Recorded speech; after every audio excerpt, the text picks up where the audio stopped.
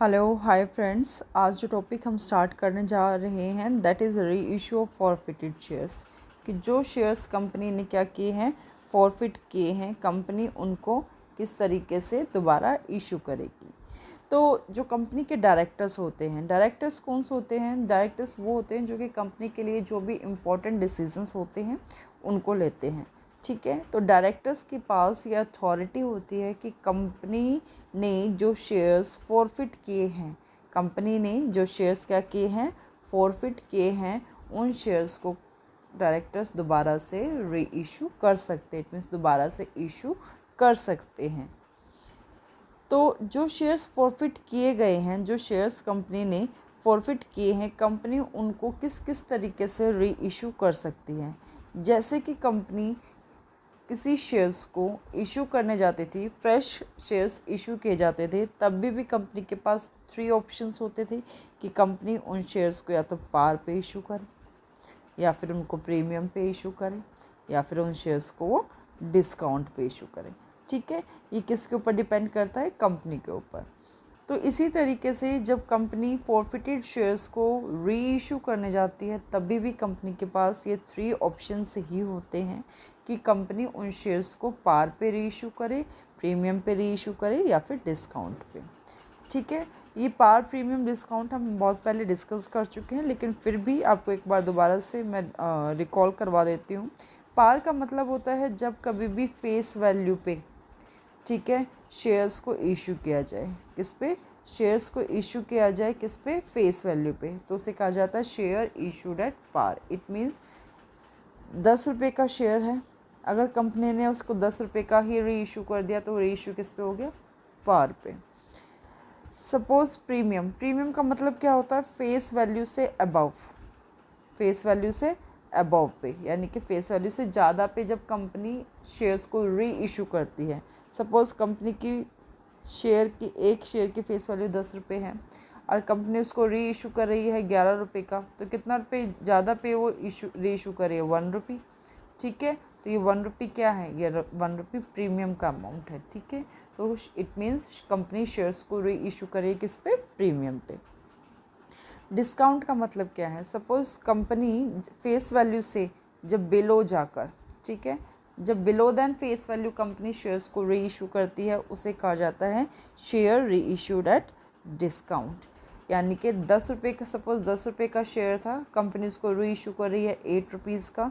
कितने रुपीज़ का कंपनी का rate? 2 rupees. So this 2 rupees is what? This is nothing, this is discount. Is it clear? Okay. एक important note है बेटा, and this is very very important. इसमें company क्या कह रही है कि इफ़ फॉरफिटेड शेयर्स री इशूड, अगर फॉरफिटेड शेयर्स को कंपनी क्या कर रही है? री इशू कर रही है, वो भी किस पे? At discount. ठीक है, यानी कि 10 रुपये का शेयर अगर कंपनी कितने का इशू कर रही है? 8 रुपये का। ठीक है, तो कितने रुपये का डिस्काउंट हो गया? 2 रुपीज़ का डिस्काउंट होगा। Fine. In that discount amount, जो उसका डिस्काउंट अमाउंट आएगा, कैन नॉट एक्सीड, एक्सीड नहीं करेगा। क्या नहीं एक्सीड करेगा? अमाउंट प्रीवियसली रिसीव्ड, जो उन शेयर्स पे अमाउंट पहले रिसीव किया गया है। मैम क्लियर नहीं हुआ? चलिए देखते हैं with the help of example. Suppose company ने 100 शेयर्स को फॉरफिट किया। एक शेयर की फेस वैल्यू जो थी दैट इज़ 10 रुपीज़। ये 10 रुपीज़ अब कंपनी किस तरीके से ले रही है? सपोज 3 ऑन एप्लीकेशन, ठीक है, 2 on allotment, 3 on first call and 2 on final call. इस तरीके से कंपनी ये अमाउंट ले रही है इन इंस्टॉलमेंट्स में।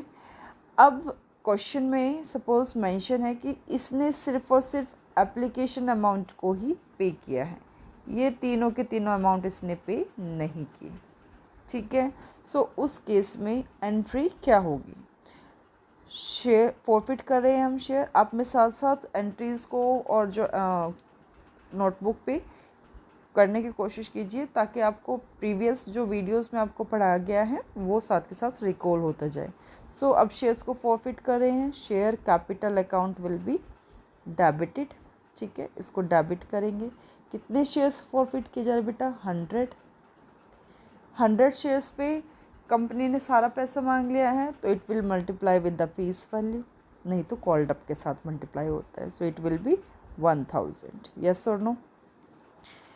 कंपनी को कौन कौन सा अमाउंट नहीं मिला? शेयर अलॉटमेंट का नहीं मिला, ठीक है। अलॉटमेंट पे कितने रुपए हैं? एक शेयर पे 2 रुपीज़ है, तो 100 पे कितना हो जाएगा बेटा? It will B 200। यस और नो? ठीक है। देन कंपनी को कौन सा अमाउंट नहीं मिला? फर्स्ट कॉल नहीं मिला, तो 2 शेयर फर्स्ट कॉल अकाउंट। एक शेयर पे कितने रुपए हैं फर्स्ट कॉल पे? 3 रुपीज़, तो 100 पे कितने हो जाएंगे? It will B 3, so it will B 300। Yes और नो? फाइनल कॉल पे कितना है? 2, ये भी नहीं मिला, सो 2 शेयर फाइनल कॉल अकाउंट। कितना एक शेयर पे? 2 है, तो 100 multiply by 2 it will B 200। Yes और नो? देन इसको हम लोग बैलेंस करते हैं, किस चीज़ से बैलेंस करेंगे? 2 शेयर फॉरफीचर अकाउंट से। 2 शेयर फॉरफीचर अकाउंट से इसको क्या किया जाएगा? बैलेंस किया जाएगा। प्रीवियस वीडियोस में हमें डिस्कस कर चुके हैं कि शेयर फॉरफीचर में हमेशा वो अमाउंट जाता है जो कि कंपनी क्या कर चुकी है? रिसीव कर चुकी है। तो कंपनी को सिर्फ कौन सा अमाउंट मिला है? Only on application. एप्लीकेशन पे कंपनी को कितने रुपये? एक शेयर पे एप्लीकेशन पे कितने रुपए हैं? 3 रुपीज़, ठीक है। तो कंपनी ने 100 शेयर्स को प्रॉफिट किया है, तो 100 पे कितने हो जाएंगे? 100 multiply by 3 it will B 300। Okay, yes और नो? फाइन। तो शेयर फॉरफीचर में कितना अमाउंट है हमारा? 300 का अमाउंट है। तो ये यही कहना चाह रहा है कि जो हमने रिसीव किया, रिसीव वाला अमाउंट कौन सा है? जो शेयर फॉरफीचर में आया है, ठीक है। तो शेयर फॉरफीचर वाले अमाउंट को एक्सीड नहीं करना चाहिए, ठीक है। शेयर फॉरफीचर वाले अमाउंट को एक्सीड नहीं करना चाहिए डिस्काउंट का अमाउंट। ये एक कंडीशन होती है जो कि फॉलो की जाती है। नाउ नेक्स्ट, आफ्टर री इशू ऑफ फॉरफिटेड शेयर्स, जब हम फॉरफिटेड शेयर्स को क्या करते हैं? री इशू करते हैं, ठीक है। द क्रेडिट बैलेंस, जो कि क्रेडिट बैलेंस होता है, देखा भी हमने क्या किया था? 2 share forfeiture account. 2 share forfeiture account, 2 का मतलब यानी कि शेयर फॉरफीचर का जो भी हमारा अकाउंट है, जो भी बैलेंस है, दैट इज़ क्रेडिट, ठीक है। तो जो भी क्रेडिट बैलेंस रह जाता है, जो भी क्रेडिट बैलेंस लेफ्ट रह जाता है हमारा शेयर फॉरफीचर अकाउंट में, ठीक है, जो भी बैलेंस लेफ्ट रह जाता है, लेफ्ट रह जाने से क्या मतलब है वो भी हम क्वेश्चंस को डिस्कस करेंगे, so that will B clear. Fine. तो जो भी अमाउंट हमारा रह जाएगा शेयर फॉरफीचर अकाउंट में, वो एक तरीके से हमारा कैपिटल गेन होता है बेटा। क्यों? क्योंकि ये रूटीन वाइज नहीं होता, डेली नहीं होता, कभी कभार शेयर्स को फॉरफिट किया जाता है।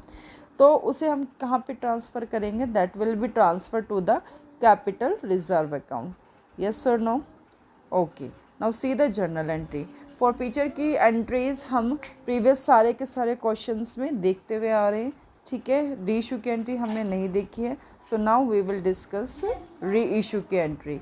री इशू की एंट्री कौन सी है? कि जब शेयर्स को री इशू किया गया है पार पे। सो नाउ जब फ्रेश हम शेयर्स को इशू करते हैं, तो हमारे पास ऑप्शन होते हैं, हम लमसम में भी पेमेंट ले सकते हैं कंपनी, और इंस्टॉलमेंट भी ले सकते हैं। बट इन केस ऑफ री issue of shares, in case of री इशू ऑफ शेयर्स, जब कंपनी री इशू करे है शेयर्स को, तो सारी की सारी पेमेंट लम्प सम में ली जाती है, ठीक है। सारा का सारा अमाउंट कंपनी एक बार में रिसीव करती है। सो अब कंपनी री इशू करी है शेयर्स, तो ऑब्वियसली कंपनी के पास क्या होगा? पैसे आएंगे, सो it will be debited, so bank account will be debited. Company ने री इशू किया शेयर्स को, तो ऑब्वियसली जो शेयर कैपिटल है हमारी, वो क्या हो गई? इंक्रीज हो गई, so that's why it will be credited. Ma'am logic क्या है? कैपिटल का बैलेंस, कैपिटल जिस किसी के भी पीछे लग जाए, ऑब्वियसली उसका बैलेंस क्या होगा? क्रेडिट होगा। नाउ अब ये इंक्रीज करिए, that's why it is credited है। यस और नो? मैम शेयर कैपिटल क्यों लिया गया? शेयर कैपिटल इसलिए लिया गया बेटा, शेयर्स को इशू करें तो पैसे कहाँ से आएंगे? शेयर्स को इशू करने की वजह से आएंगे, यानी कि शेयर होल्डर पे करेंगे। शेयर होल्डर्स जो पे करेंगे हमें अमाउंट, उसको हम शेयर कैपिटल कहते हैं। सो अब ये शेयर फॉर फ्यूचर अकाउंट यहाँ पे डेबिट क्यों हुआ है? प्रीवियसली हमने अभी डिस्कस किया था कि शेयर फॉर फ्यूचर में जो भी अमाउंट हमारा बैलेंस रह जाएगा, जो भी लेफ्ट हमारा रह जाएगा बैलेंस, उसको हम कहाँ ट्रांसफ़र करेंगे? कैपिटल रिजर्व अकाउंट में। और हमने प्रीवियसली अभी जो क्वेश्चन किया उसमें हमने देखा कि टू शेयर फॉर फ्यूचर को हमने क्या किया था? क्रेडिट किया था। ठीक है, अब इसी को हम ट्रांसफ़र कर रहे हैं। यहाँ पे क्या है? क्रेडिट है। इसको ट्रांसफ़र करेंगे तो ये बैलेंस खाली हो जाएगा, तो ये डेबिट हो जाएगा। ठीक है, यस और नो? इसको कहाँ डेबिट किया जा रहा है? शेयर फॉर फ्यूचर अकाउंट को डेबिट किया गया। क्यों? क्योंकि इसको ट्रांसफ़र किया गया। किसी भी अकाउंट को अगर हम ट्रांसफ़र करते हैं, अगर वो पहले डेबिट हो रखा है तो उसको क्रेडिट कर दिया जाता है, और अगर क्रेडिट हो तो डेबिट कर दिया जाता है। कहाँ हम इसको ट्रांसफ़र करें? कैपिटल रिजर्व अकाउंट में। So to capital reserve account. Ma'am capital reserve account को क्रेडिट क्यों किया गया है? क्योंकि बेटा जो भी शेयर फॉर फ्यूचर अकाउंट में हमारा अमाउंट बचा है वो हमारे लिए कैपिटल गेन है, और कैपिटल गेन को हमेशा कैपिटल रिजर्व में ही ट्रांसफ़र किया जाता है। That's why. Okay, now let's see example की हेल्प से समझेंगे, so it will be more clear to all of you. So let's see, X limited है जिसने 300 शेयर्स क्या किए हैं? इशू किए हैं। एक शेयर की फेस वैल्यू कितने रुपीज़ है? 10 रुपीज़। किसको इशू किए हैं कंपनी ने? सिया को। On which Siya paid ₹3 on application only. इन्होंने क्या कहा कि सिर्फ और सिर्फ 3 रुपये ही पे किए हैं। किसने? सिया ने, on application. Siya fail to pay, Siya fail हो गई पे करने में ₹3 ऑन अलॉटमेंट, यानी कि अलॉटमेंट का अमाउंट सिया ने नहीं दिया। ₹2 ऑन फर्स्ट कॉल, ये भी अमाउंट सिया ने नहीं दिया। ₹2 ऑन फाइनल कॉल, ये भी अमाउंट सिया ने नहीं दिया। And her shares were forfeited, उसके शेयर्स को क्या कर लिया कंपनी ने? फॉरफिट कर लिया। पहले यहाँ तक की कहानी देखते हैं कि 300 शेयर्स थे। ठीक है, 300 शेयर्स थे तो कंपनी ने उन शेयर्स को क्या कर लिया? फॉरफिट कर लिया। उस पर 10 रुपये का एक शेयर है, 10 रुपये में से सिया ने सिर्फ और सिर्फ एप्लीकेशन अमाउंट दिया है, दैट इज़ ₹3। ठीक है, सिया ने ना अलॉटमेंट का अमाउंट दिया, ना फर्स्ट कॉल का अमाउंट दिया, ना फाइनल कॉल का अमाउंट दिया, और उसके शेयर्स को क्या कर लिया कंपनी ने? जब्त कर लिया है। So what will be the entry? Now for future की एंट्री देखेंगे। पहले शेयर कैपिटल अकाउंट डेबिट। ठीक है, कंपनी ने सारा का सारा, अगर उसने अलॉटमेंट नहीं दिया, फर्स्ट कॉल नहीं दिया, फाइनल कॉल नहीं दिया, इट मीन्स कि कॉल्ड अप सारा हो चुका है, यानी कि 10 के 10 रुपये कॉल्ड अप हो चुके हैं। शेयर कैपिटल एक शेयर पे 10 रुपये है। ठीक है, तो 300 शेयर्स पे कितने होगा बेटा? 3000। यस और नो? Is this clear? कि एक शेयर पे 10 रुपये हैं। 10 रुपये ही क्यों लिए? क्योंकि 10 रुपये इसलिए लिए क्योंकि सारा का सारा अमाउंट, सारे इंस्टॉलमेंट्स का अमाउंट कंपनी ने कॉल्ड कर लिया है। तो 300 multiply by 10 it will B 3000। Okay, फिर उसने कौन सा अमाउंट पे नहीं किया? मैम कहाँ मेंशन है? ये यहाँ मेंशन है बेटा। सिर्फ एप्लीकेशन मनी दिया। कौन कौन सा नहीं दिया? अलॉटमेंट नहीं दिया, फर्स्ट कॉल नहीं दिया, फाइनल कॉल नहीं दिया। सो 2 share allotment, 2 share first call and 2 share final call. Yes और नो? ये कहाँ से है? अलॉटमेंट पे कितना रुपीज़ है? 3। एक शेयर पे 3, तो 300 पे 900। यस और नो? फर्स्ट कॉल पे 2 रुपीज़ है, तो एक शेयर पे 2 रुपये, तो 300 पे 600। क्लियर? फाइनल कॉल पे 2 रुपीज़ है, एक शेयर पे 2 रुपये, तो 300 पे कितने बेटा? 600। शेयर फॉर फ्यूचर में एज वी डिस्कस्ड बिफोर कि हमेशा वही अमाउंट लिया जाता है जो कि कंपनी को रिसीव कर चुकी है। कंपनी को कौन सा अमाउंट सिया से मिला है? Only and only application money. Application money कितना है? That is ₹3। ठीक है, सो एक शेयर पे अगर 3 रुपये मिले हैं तो 300 पे कितने? 900। यस और नो? आई होप कि शेयर फॉर फ्यूचर की एंट्री आप लोगों को क्लियर होगी। ठीक है, देन नेक्स्ट ये क्या कह रहा है आगे की? अब आगे का देखते हैं हम, आगे क्या कहा जा रहा है क्वेश्चन में। री इशूड एट ₹10 फुल्ली पेड, यानी कि 10 रुपये का शेयर री इशू किया गया है। फेस वैल्यू कितनी थी? 10 रुपीज़। 10 रुपीज़ का शेयर 10 रुपीज़ पे ही री इशू किया जा रहा है, यानी कि री इशूड एट पार। री इशूड एट पार का केस है। सो अब री इशू की एंट्री देखेंगे। बैंक अकाउंट डेबिट, ऑब्वियसली अब बैंक अकाउंट को डेबिट इसलिए किया गया है क्योंकि पैसा आएगा, क्योंकि शेयर्स को हम री इशू कर रहे हैं। एक शेयर 10 रुपये का, एक शेयर पे 10 रुपये आ रहे हैं, तो 300 पे कितने आएंगे 3000। To share capital fully paid लिखा है 10 rupees, so it will be multiply by एक शेयर पे 10, तो 300 पे 3000। यस और नो। नाउ अब आती है इस शेयर फॉर फीचर को ट्रांसफ़र करने की। इस एंट्री में कहीं पे भी शेयर फॉर फीचर को क्रेडिट डेबिट नहीं किया गया है, तो इसका मतलब कोई भी अमाउंट इसमें से बैलेंस जो है बैलेंस नहीं किया गया। 900 रुपये थे, यहाँ पे डेबिट नहीं हुआ, तो ये सारा का सारा अमाउंट 900 का 900 ही है। So it will be transfer to which account, it will be transfer to capital reserve. यहाँ पे शेयर फॉर फीचर क्या था, क्रेडिट था, अब इसको ट्रांसफ़र कर रहे हैं, so it will be debited कहाँ पे, to capital reserve account, to capital reserve account by 900 and 900। I hope कि पार वाला केस आप लोगों को क्लियर हो गया होगा। अगर इससे रिलेटेड कोई भी प्रॉब्लम है so you can comment in the comment section, ठीक है। और डिस्काउंट और प्रीमियम के केस हम आगे वाली वीडियोस में डिस्कस करेंगे। आई होप कि ये जो भी टॉपिक इस वीडियो में हमने कंप्लीट किया है, ठीक है, वो आप लोगों को क्लियर हुआ होगा।